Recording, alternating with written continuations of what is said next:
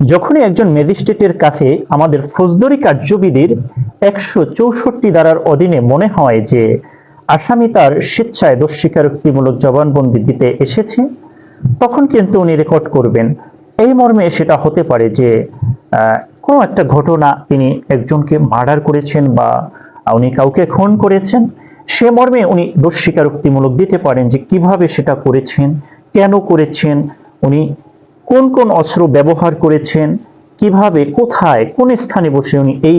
ঘটনাটা ঘটিয়েছেন এবং এই খুনটা করেছেন, সে সম্পর্কে বিস্তারিত কিন্তু একজন ম্যাজিস্ট্রেটের নিকট উনি স্বীকার করতে পারেন। এটা কিন্তু উনি স্বেচ্ছায় করবেন। অবশ্যই আমি আবার বলে রাখি, এই 164 ধারার অধীনে যে দোষ স্বীকারোক্তিমূলক জবানবন্দিটা রেকর্ড করবেন একজন ম্যাজিস্ট্রেট হিসাবে, এটা কিন্তু আমাদের ফৌজদারি কার্যবিধি আইনের 364 ধারার অধীনে যে এখানে ডিরেকশন দেওয়া হয়েছে, এখানে যে রুলস রেগুলেশন